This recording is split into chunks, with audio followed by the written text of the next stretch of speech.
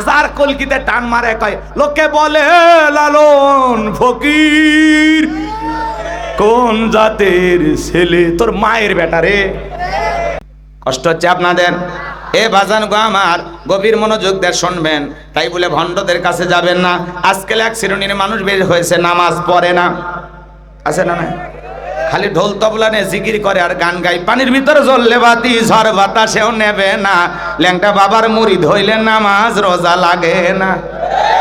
সেই পীর সাহেব বলবে নামাজ রোজা লাগে না, ওটা পীর না টাটকা শয়তান, আছে না নাই? গাজা খায়া মুজদারি লাল বানাইছে, নিজেকে সাধু বলে ফকির বাবা বলে, আছে না নাই? ও নাকি লালন ফকিরের দল, আছে না নাই?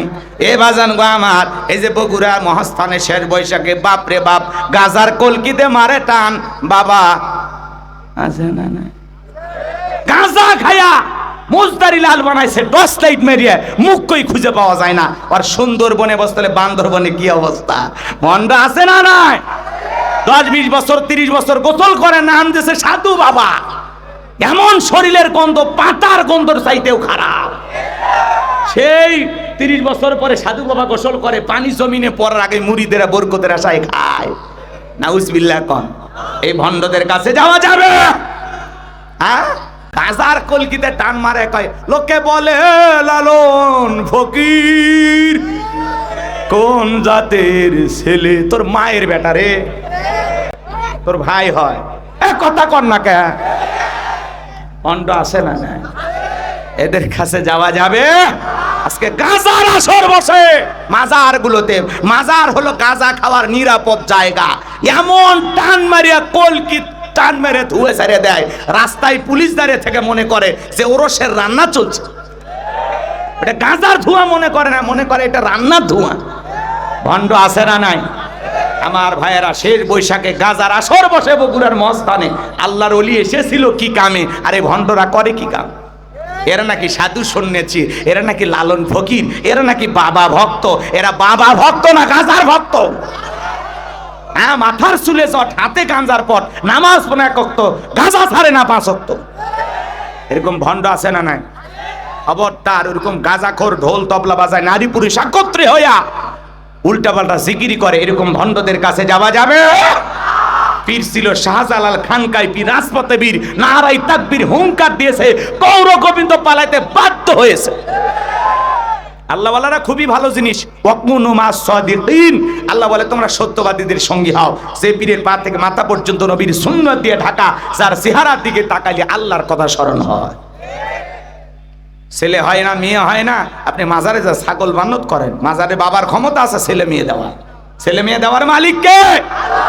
এরকম একটা মাদ্রাসায় একটা ছাগল দেন, এতিমেরা খাবে, জবাই করে আল্লাহর কোরআন তেলাওয়াত করবে, আরশের মালিক খুশি হবে। এলাকা একটা গরিব মেয়ে বিয়ে হয় না, গরু জবাই করে মেহমানদারি করায় দেন, আল্লাহর আরশ খুশি হবে। আর আপনি গরু ছাগল নিয়ে ট্রাক ভর্তি নিয়ে গান গাচ্ছেন আর দৌড়েতেছেন, চাঁদ উঠেছে 18 সিঁড়ি, আছে না না? হাই রে মোশান, এক একটা গানের মোশান কি দেখেননি আপনারা? এদের দুঃখ থাক, আর বেশি বলবো, অল্প বুঝে নেন, কষ্ট হচ্ছে আপনাদের।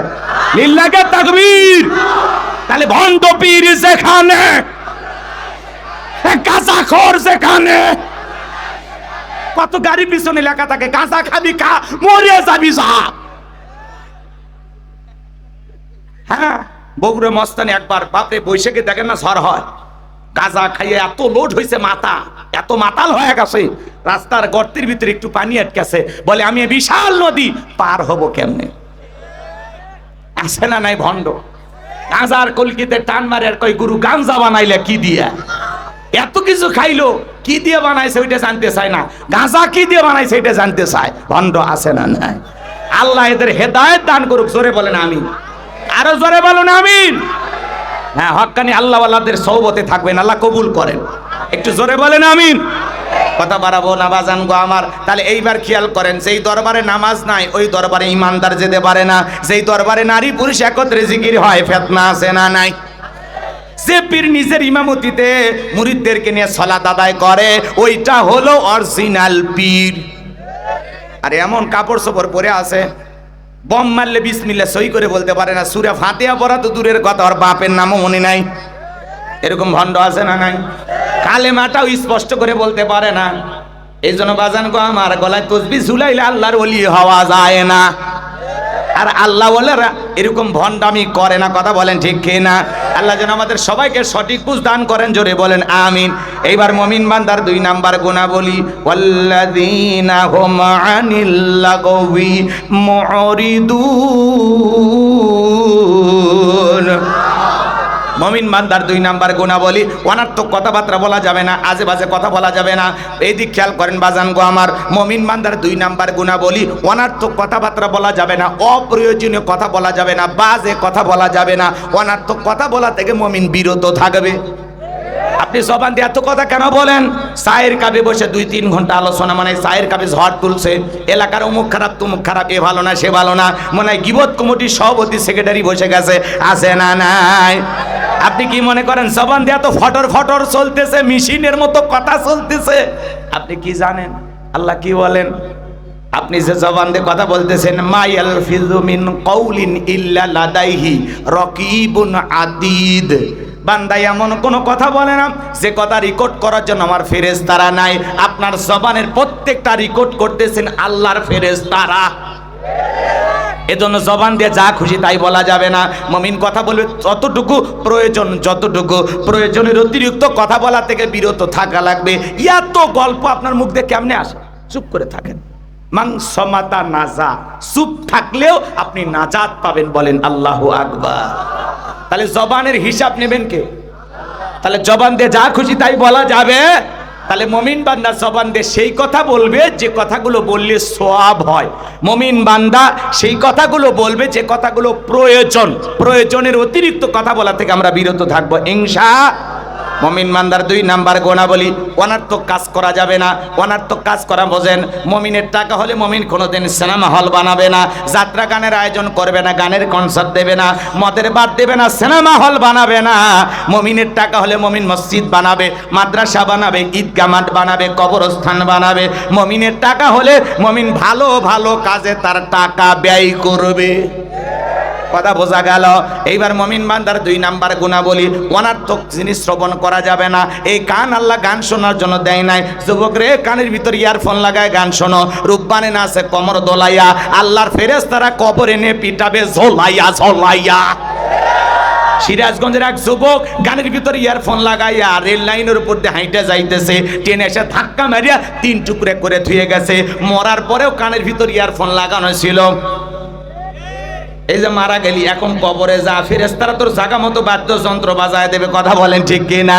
যুবক রে, আজকে তুমি গানের তালে লাফালাফি করো, নাচানাচি করো, নাচতে নাচতে যদি মৃত্যু হয়, হারাম কাজ করতে করতে যার মৃত্যু হবে জাহান্নাম নিশ্চিত। কথা কয় না? ডিজে বাড়ি আছে না নাই? লাফালাফি আছে না নাই? বাসের সাথে চড়ে নাচতেছে, পড়ে গেছে, আর একটা গাড়ি এসে উপর দিয়ে গেছে, ইন্না লিল্লাহ আছে না নাই? নাচতে নাচতে যুবক মারা যায়। এই যুবকদেরকে আল্লাহ হেদায়েত দান করুক, জোরে বলুন আমিন। আরেকটু জোরে বলেন আমিন। তাহলে অনার্থক জিনিস শ্রবণ করা যাবে না। এই কান দিয়ে হক্কানি ওলামা ইকরামদের বয়ান শুনতে হবে, ইসলামী সঙ্গীত শুনতে হবে, কোরআন তেলাওয়াত শ্রবণ করতে হবে। ভালো ভালো কথা কান দিয়ে শোনার দরকার আছে না নাই? তাহলে মুমিন বান্দা, এদিক খেয়াল করেন, মুমিন বান্দার 2 নাম্বার গুণাবলী, মুমিন বান্দা জবান দিয়ে সে কথা বলবে যে কথা বললে সব হয়। মুমিন বান্দা সেই কাজ সমাজে চালু করবে যে কাজ চালু করলে সব হয়। মুমিন বান্দা সেই জিনিসগুলো শ্রবণ করবে কান দিয়া যেগুলো শুনলে সব হয়। এক কথায় সব আছে যেখানে, একটু জোরে বলেন, সব আছে যেখানে, গুনাহ আছে যেখানে,